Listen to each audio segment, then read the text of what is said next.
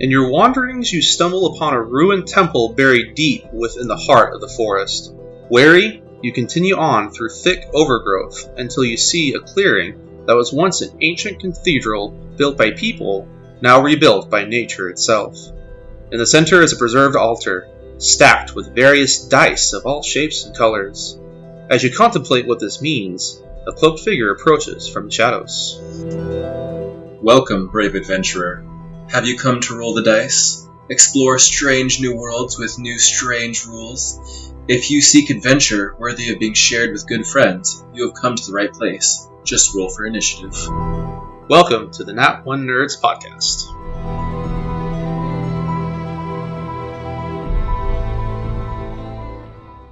Welcome to the table, everyone. Hey guys, welcome back to Nat One Nerds podcast. We are finally doing our, final episode on Call of Cthulhu. Honestly, I've had a lot of fun with it. I'm a little sad to be finishing up, but there's so many other TTRPGs to get to that we gotta move on. When it comes to Call of Cthulhu, I guess, Parker, what were your overall final impressions of the system? Now that you've had some time to research it, play it, be around it a little bit. I actually enjoyed it a little bit more than I thought I would, honestly, because I was excited to try it out for certain, but I'm not a huge horror person. I couldn't handle The Ring. That scarred me. The only suspense movie I've ever liked was, actually there's two. I liked A Quiet Place and I liked I Am Legend, but I don't ever need to see those movies ever again in my life. One time was fine.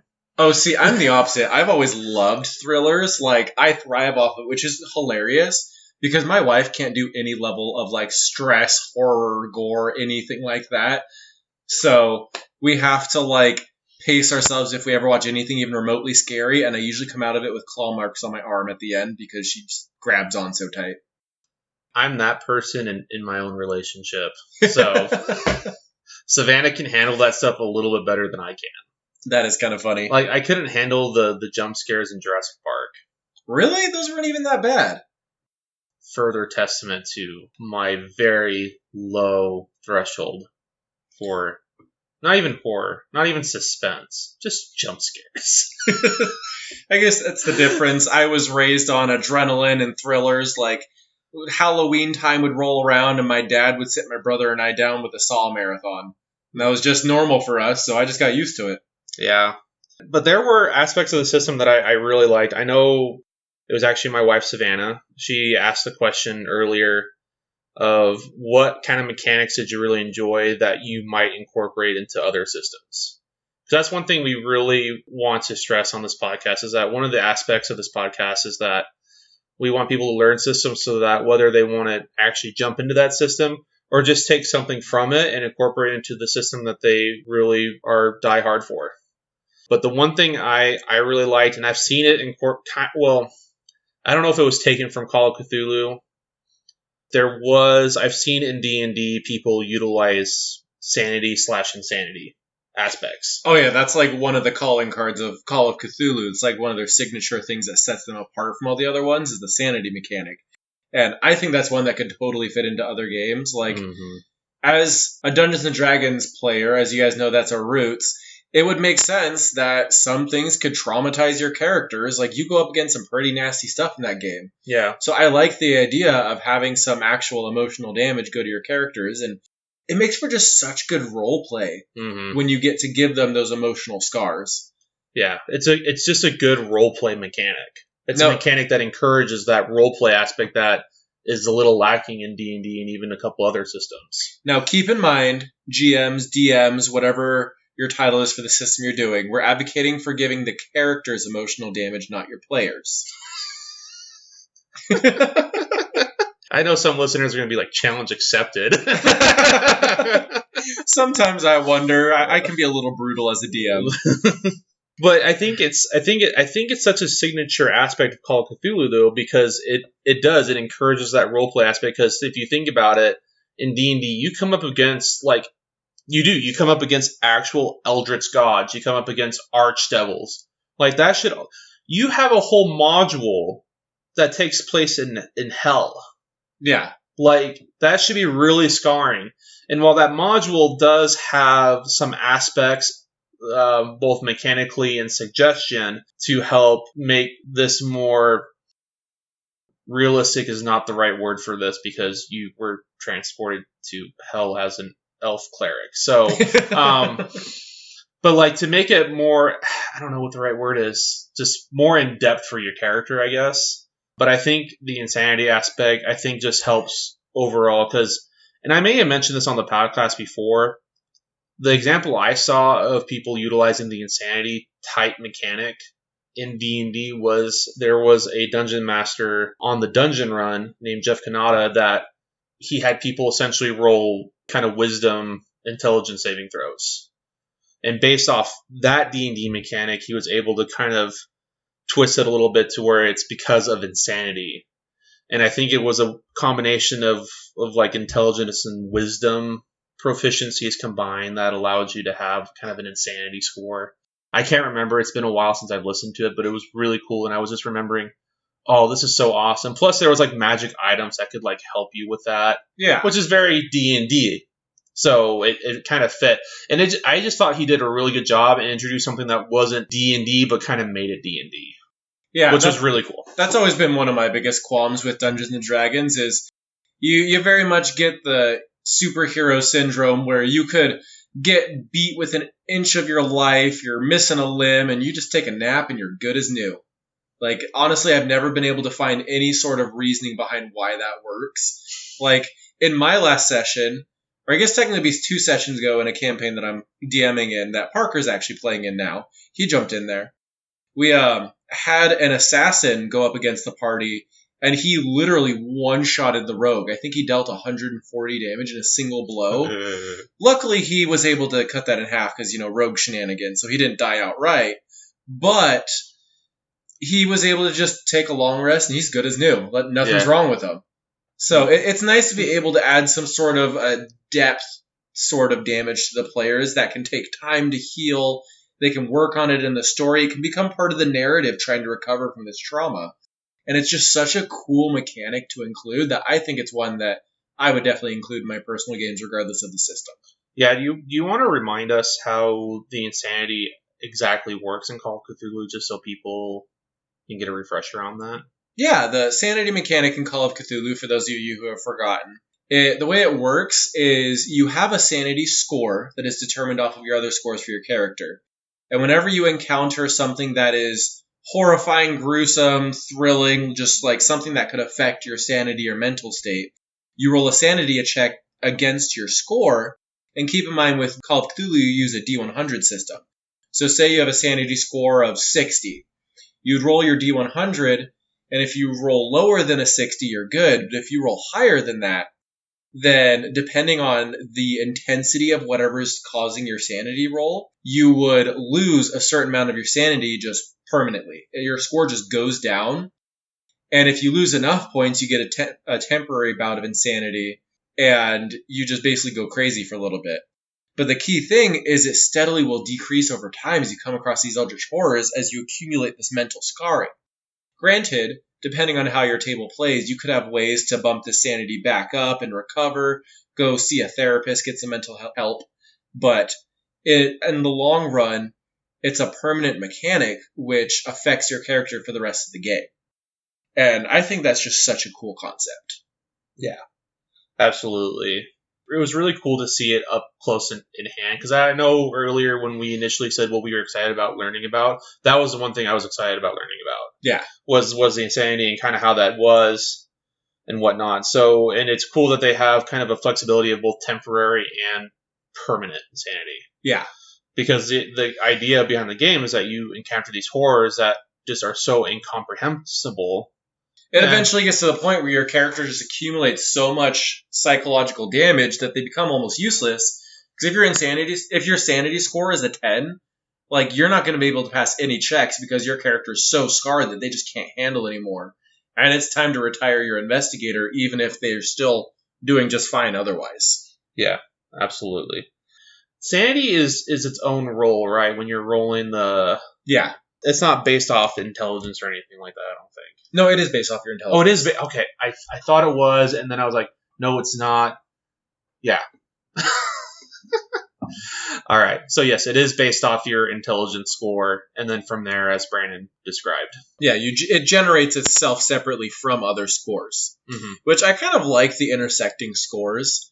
That's something that I think is really cool, as opposed to in D&D, you just roll each one separately, and then that's what you got. Yeah. Granted, there are other methods, but overall, that's probably one of my favorite systems of Call of Cthulhu is that sanity system. Honestly, as much fun as we had in Call of Cthulhu, I do think it is definitely a niche module, like a niche system for people. Some people are really going to enjoy it, other people not so much. Yeah. That's why when it comes to trying out different TTRPGs, it's nice to have the wide range available that we do. Like, there are so many out there. And for people like me who love thrillers and horror and getting in the nitty gritty and the adrenaline of it all, Call of Cthulhu is perfect for people like that. It'll help you to push those boundaries and figure out exactly what's going on. You get to investigate. Your character doesn't feel like a god who can just go tackle an archdemon because he's just too angry to die because he's a barbarian. Like, that seems a little silly to me.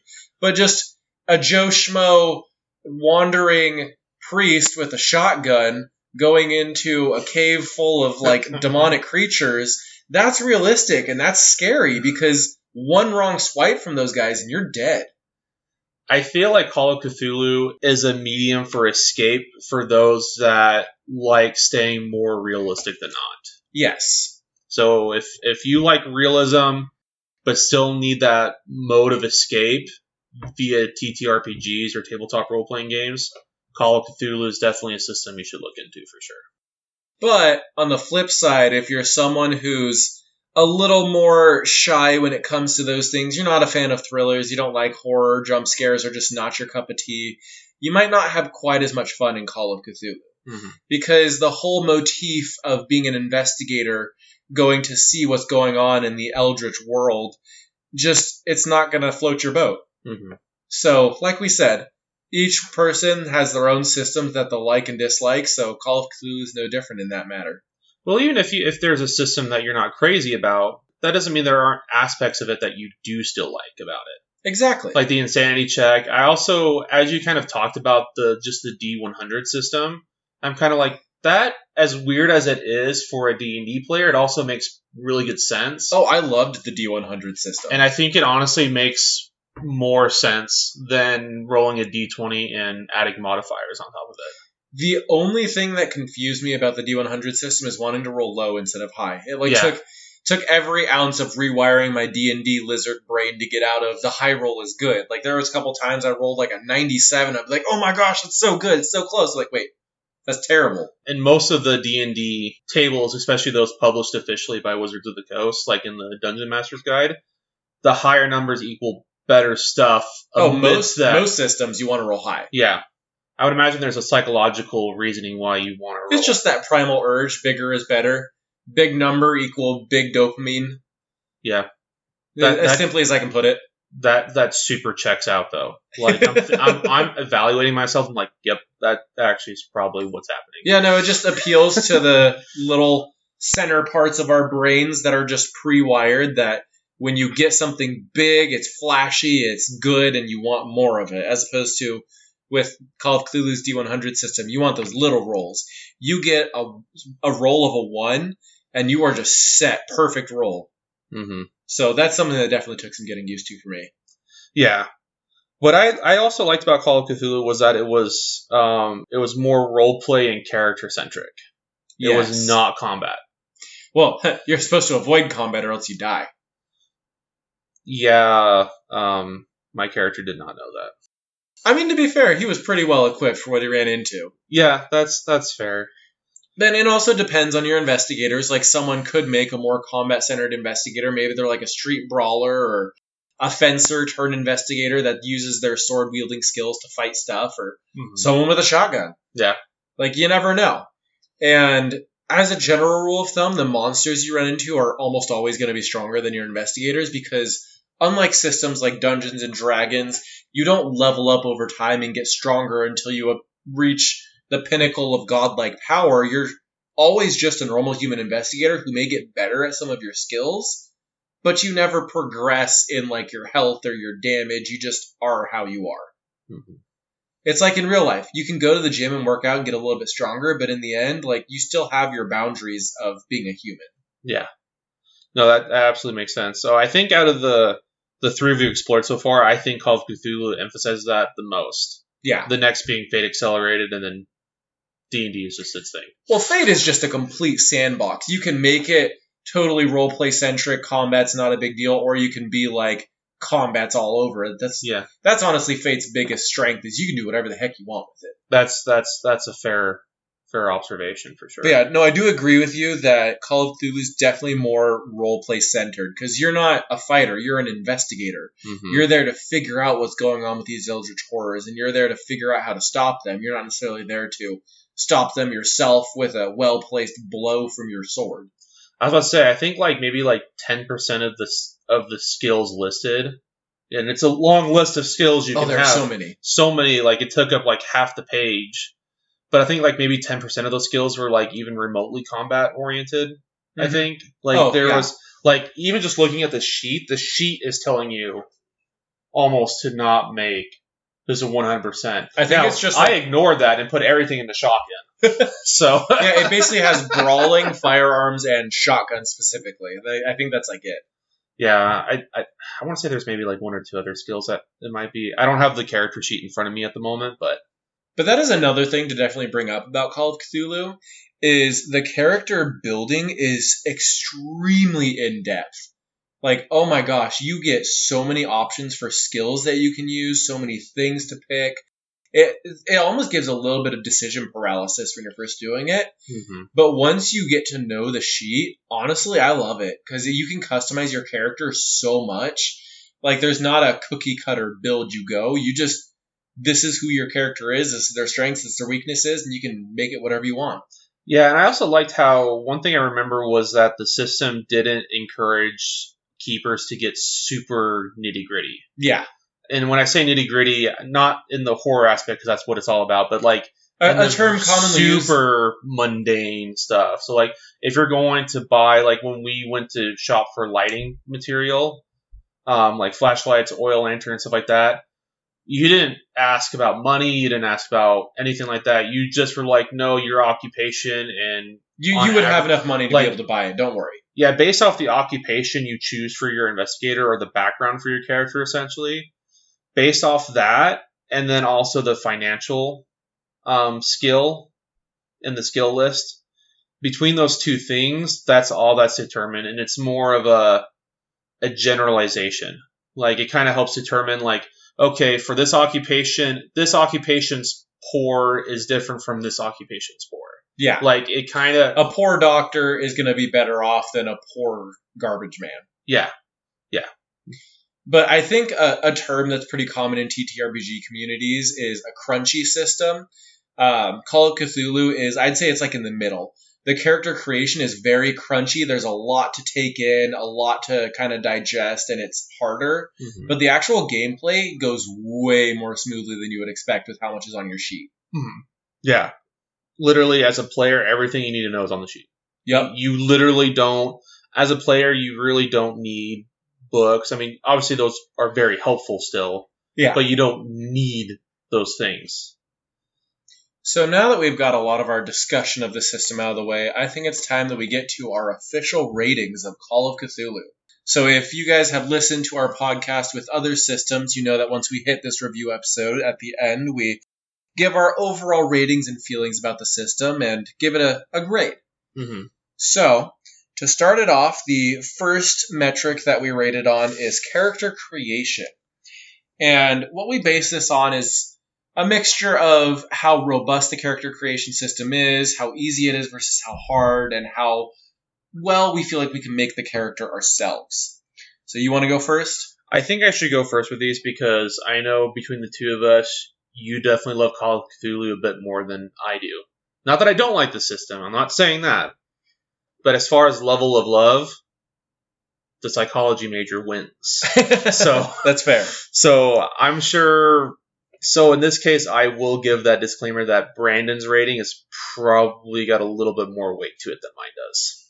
Fair enough. Especially since he was the keeper, too. So. Yeah. The Keeper was fun to play. So I actually gave it a...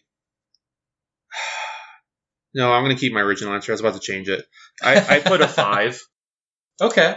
I kind of what you said. It was a little bit robust, but once you got the numbers on the paper, it was the most wonderful reference sheet ever. Oh yeah, the actual character creation itself was a little rough to get through because there was so much number crunching, so many numbers to put down, and it was hard. But that's also, as a first-time player, I feel like it's one of those systems where once you've done it once, it gets so much easier. Yeah, in comparison to D&D, I feel like D&D takes a couple more times. Like you can't just create one character, but once you've done like 2 or 3, then it becomes stupidly easy to do after that. Yeah, you can just spit them out in your sleep. But at the flip side, you can say that about most systems. Once you've done it a couple times, it becomes really easy to do. Yeah. So, but it did take a while for us to kind of, well, I wouldn't say a while, but it took us a minute to be like, okay, are we putting the right numbers down? Did we calculate this? I mean, Pedro did a great job explaining. I know. Oh, we would have been hopelessly lost without Pedro. Oh, yeah. It was like a math homework assignment. Yeah, that was probably another intimidating factor as an English major, because that was one reason I also chose English, because there's no numbers involved whatsoever. Yep. So I gave it a 5. I just kind of went down the middle. I felt like in some aspects, because I felt like the first part were like the general stats, those weren't too hard, because I was able to find those online, and then when Pedro explained them on top of that, like, okay, that made sense. Yeah. You roll it, that's how it is. You want to either meet it or go under it. Okay, makes sense. It was when trying to figure out and making sure, because I know our biggest hiccup in character creation was figuring out Donald's amount of points he had to be able to put into the skills, because we thought it was this way, and then we thought it was this way, and then I think it was the third time that we're like, oh, that fits. It makes sense. Yeah, the third time we're like, okay, this is making a lot more sense to me. It was with Claire's character we messed up. We thought she had way more points than she did. And she was like, where the heck do I even put all these? Because we did Donald with Pedro, so that was a lot easier, but when we did Claire, we had no idea what we were doing. Yeah, we were lost. Pedro, you're an absolute lightsaber, man. Oh, yeah. So, I don't want to play Call of Cthulhu without you, dude. So, as for me with character creation, I kind of gave it an average of 2 scores that I would give it. When it comes to robustness and customizability of character creation, I give it a 9 out of 10. Like, the amount of customization and how you can personalize your character is so amazing that I don't know if you can really beat it. And that's why I gave it such a high score right there. But on the flip side, because we had such a hard time creating the characters, I gave it for difficulty like a 6. So I decided to kind of just cut it down the middle with a little bit of a bump. So I gave it an 8 in total. Oh, you rounded up. I rounded up because I feel like the amount of personalization you can give outweighs the difficulty once you learn. Yeah. So I'd say it leans more 7 for a beginner, but it gets to like 8 to 9-ish once you know what you're doing. Yeah. So final score for character creation for me is an 8. Yeah, I do like that about the character creation with Call of Cthulhu, is that instead of like picking classes and subclasses and backgrounds, you're not a rogue. You sneak and you stab. That's what you do. You're a therapist who happens to have gone shooting with his dad frequently, so he's good at shooting, but also is good with people. And so you can customize it however you want. Yeah, I feel like as long as you stay within that realm of realism as far as occupation, then you can be whatever you want to be. Yeah. Based off the real world. I think D&D does that because you want to, it's a massive escapism. It's a get in a fantasy world and beat stuff up system. Yeah, it absolutely is. So, but if you're okay not being a paladin or this medieval knight type thing, then Call of Cthulhu has an amazing character option. Yeah. So our next criteria is role playing, and I'll go first on this one. We can go back and forth. I honestly loved the role playing so much in Call of Cthulhu. I straight up gave it a 9 out of 10. Ooh. I loved the role playing because it's just like we said. It's so open to role playing whatever you want. You're not building your character to do combat. You build your character as an investigator to go look into this stuff. And because of that, I honestly can't really see any ways that it could be improved. Like, obviously there probably are ways, but off the top of my head, I just loved it, and I would just play it as is. Yeah. So I just changed my answer. Sorry, I don't. But it's not the same. I went 1 point lower. I did an 8, just because, and I think the role playing is very tied in with the character creation in that way, but also with like the insanity. It's a system where I feel like you can almost play as yourself. Oh yeah, it's so easy to project yourself into your character because it's so human-like. Yeah. You are a normal person who's just doing these things, so it's so easy to put yourself in the story instead of playing Ragnar the Red, the barbarian. Like, that's nothing like me. I can't relate to that. It's fun to play, but I can't relate. Mm-hmm. But an investigator who's caught in this mischief, I 100% can relate myself being in that situation. Not that I have in real life, but it's really easy to relate to the character because they're so down to earth. Yeah.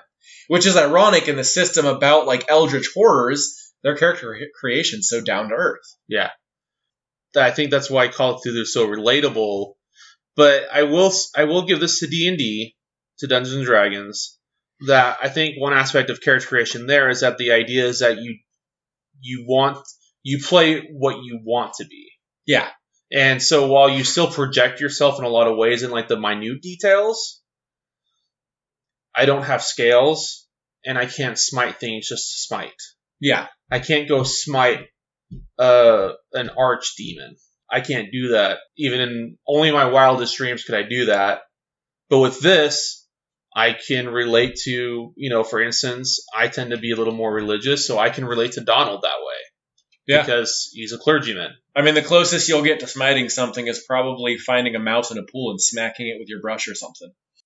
I do that with spiders. I have a pool that literally has a wool spider in the skimmer basket every freaking week. Yeah. So when the dogs were left out, I was happy to skip it. I was like, beast. Yeah. Gave her an hour to call me back, and she never did. So I was like, going home. And I don't smite very good still. I still get the pole, and I'm like attaching the brush to it. I'm like just poking in the hole, like, yeah. I mean, that's honestly a perfect segue into our next criteria, which is combat.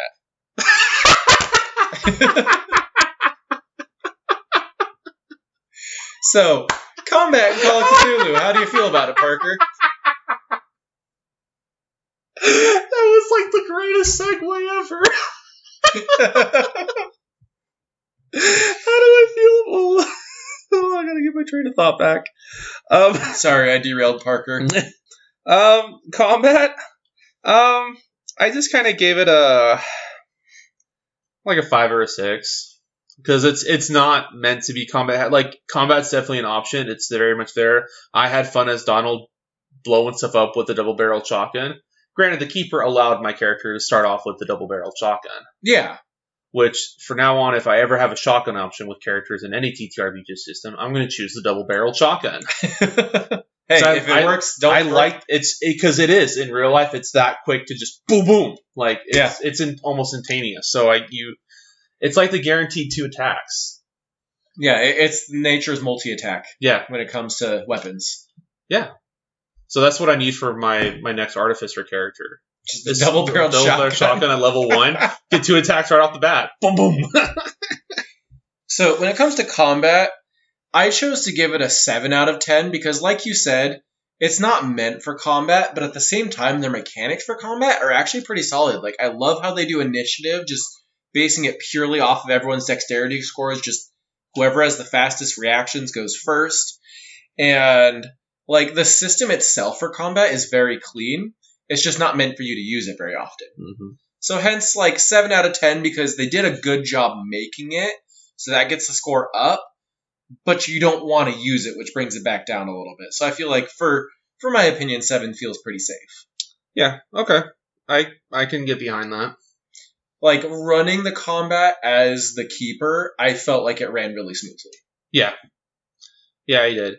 And I think another thing, too, that I really liked what you were doing was that you, within both the rules and realm of possibilities in-game, you allowed us as much creative freedom as possible. Oh, yeah. I mean, that makes it a lot more fun. Instead of just, no, you do an attack or run, you do what you want, and I'll just rule it how I feel. Yeah. No, and I think that's how most keepers, dungeon masters, lore masters, game Should do it, masters. yeah. That's. I think that the default should be to allow as much creativity as possible based off both what's agreed at the table and how you run things as the game master. So Yeah. So the next criteria after combat is the overall mechanics of the game. This one, I feel, before I say my score, I just got to give my reasoning first. I feel like for what Call of Cthulhu's trying to do, they nailed it perfectly. Their mechanics fit to a T of how they want the game to be played. And if you're wanting it to go that way, it's exactly what you need. I didn't feel the need to homebrew any mechanics. I didn't feel the need to change anything. Like in D&D, I'm homebrewing stuff all the time to make it feel smoother or to work the way I want. But because I was playing Call of Cthulhu the way it's meant to be played, it honestly just felt like it all fit together. And so that was honestly one of the few 10 out of 10s I've given. I was about to say, this is going to be a 10. I have a really hard time giving a perfect score, but I could not think of anything to fix it. And it just felt so natural to the system itself. It all fit together like this nice puzzle of the Mona Lisa, where it's super complicated sticking the pieces in, but once you get them going and you look at it as a whole, it just fits. Mm-hmm. I loved the mechanics of Call of Cthulhu. Yeah. So I don't have the keeper's perspective on this. So again, that's why I give Brandon's grades more credence than mine, because mine's a bit more player perspective narrow. is just as important. It is, but it's a little more narrow at the same time. Yeah, just that's fair. Just a little bit more narrow. So that's why my score was lower. It was more like a 7 or 8, but I think it came back to that hiccup we had trying to figure out Claire's stats. Yeah. Not the general stats, but like the amount of points that you can allocate. You can allocate, yeah. That was a big hiccup. That was huge, and I feel like but the problem is I can't be too harsh even if I wanted to be, because I wouldn't personally know how to do that. And I'm sure as we continue to explore systems together, we'll be better about, maybe try this a little bit instead of this. We've only done 3 systems, and one of them was very sandboxy. So yeah. So this one was much more crunchy. I'm just giving it a slightly lower score than you, just because of how my initial reaction to learning that was, and it was a huge hiccup, because I think we spent 2 hours almost trying to just texting back and forth. How does this work? Because I was texting you, because I'm sitting there trying to double check everything, and it just wasn't quite making sense to me. Yeah. So, but we were able to figure it out. We were able to figure it out. So. And again, that kind of goes into character creation being a little rough. Mm-hmm. Yeah, so I think from a player's perspective, that's really all I personally have. But otherwise, I think everything that was done was totally fair. Like, during the actual play, everything was super fair. It made sense. I was very down with that. I was so grateful he gave me a double-barrel shotgun. So when I still missed both times, I'm like, he gave me 2 shots. Like, they can't argue with it. And then it made sense to take an action, for a better term, to reload it, because you have to break the barrel down and then actually insert load it in the shell, snap it back up. Mm-hmm. So it's got a slower reload, but it's a quick fire off. So yeah, so just grateful for that. So, and that brings us to the final criteria of complexity of the system. This is when we'll start with you. I actually gave it a pretty low score, and I gave it, the way I'm interpreting this is that the higher the score, the more complex it was.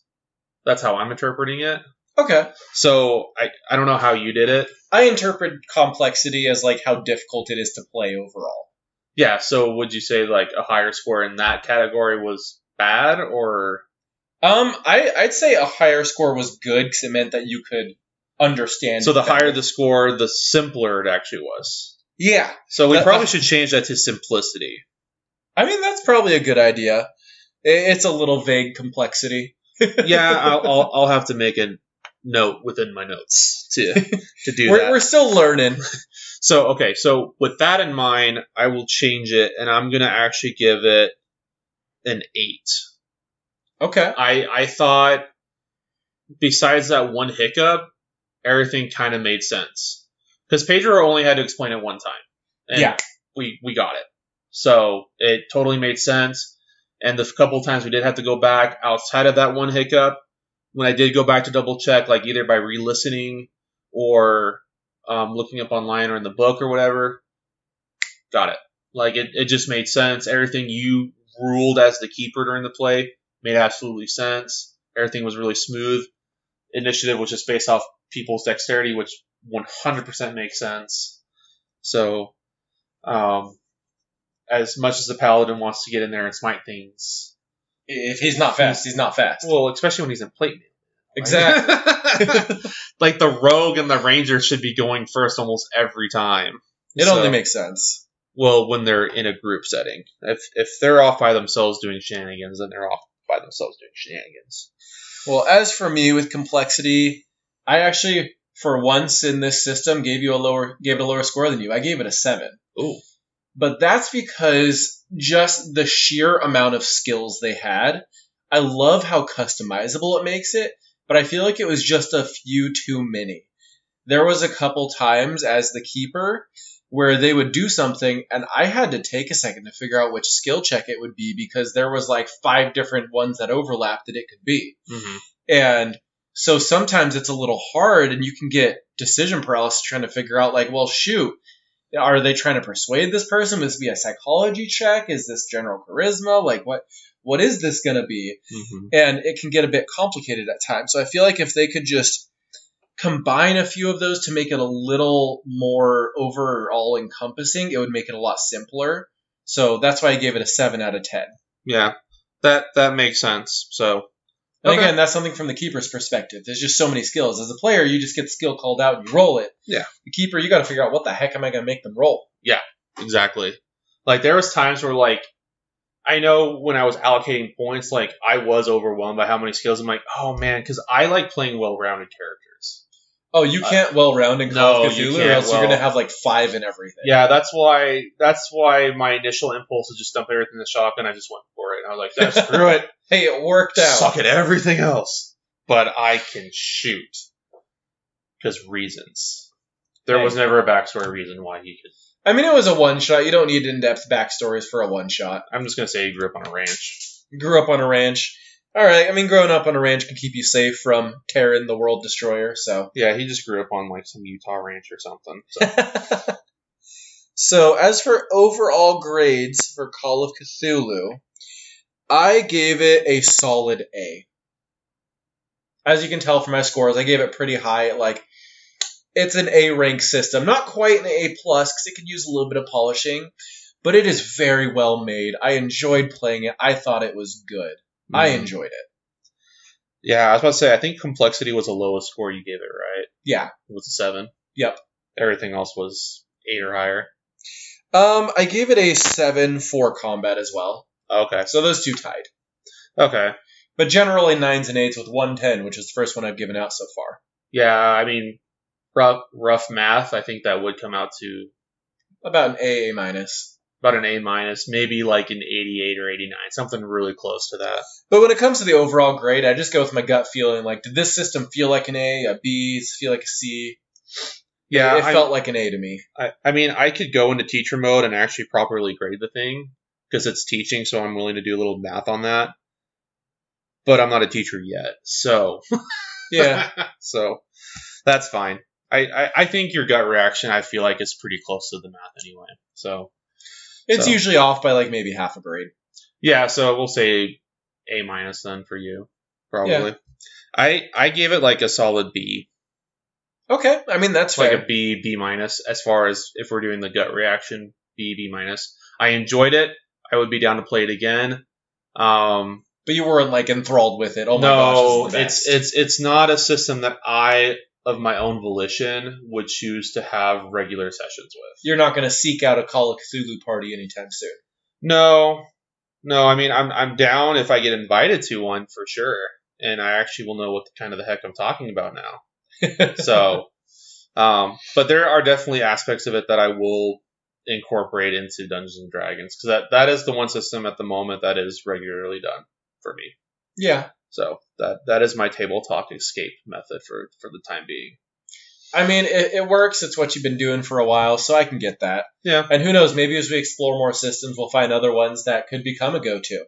I also got to justify the 15 D&D books that I bought. So it's okay. That's one of the reasons why I do mine electronically. Is because then my wife can't see the size of my collection and she can't yell at me about it. She will now. Shh, it's not like she listens. All right, whatever makes you feel better, man. So I promise we talk about things like that. But overall, I feel like Call of Cthulhu is a good system. Mm-hmm. I thoroughly enjoyed it. If I were invited to a game, I would absolutely jump in if I could find the time for it. But I enjoyed it. That is the one downside to exploring TTRPG systems, is that 90% of them we will never regularly play ever. Yeah. Cue the tears rolling down my cheeks. So I mean, you only have so much time in a day, and there's so many systems. Yeah, it is really hard. The most we could hope for is one shots. But hey, again, exploring systems, you have the option for one shots. You never know when you're going to change systems. And honestly, you never know what you're going to learn from those systems to incorporate into the systems that you do regularly play. Exactly. Like that insanity thing, I think that's just that's not too hard to think of a D&D model for that. Like a D&D system for that. Yeah. It's not hard to fit in. And it's not hard to fit into Fate Accelerated. It's not... I would just have my players roll up their wisdom score times 5 for sanity and just roll with that. Yeah. It'd be so easy to implement. Oh, yeah. But hopefully you guys have enjoyed our adventure through Call of Cthulhu as much as we have. As things go, it's time for us to move on to our next system soon. Yeah. So hopefully you guys will enjoy our next system. We're not going to tell you what it is because obviously we want to surprise you, but you'll find it has a familiar ring to it. Wow. So, once again, thank you guys for jumping into Nat 1 Nerds. Thanks for putting up with my dad jokes, and hopefully you guys have enjoyed what you've heard so far. If you do, make sure to give us some feedback. Reach out to us on Nat 1 Nerds Podcast on Facebook or Instagram. Or email at nat1nerdspodcast@gmail.com. All one word, no capitalization. If you, as Brandon said, if you like what we're doing overall and you want to show some support, leave a 5-star review on the podcatcher of your choice. Share with friends. Thanks again for listening, you guys. Hopefully we can get to see you later. Hopefully you guys get to come in and join us for our next system. So for now, this is Nat 1 Nerds signing out. Happy rolling, guys.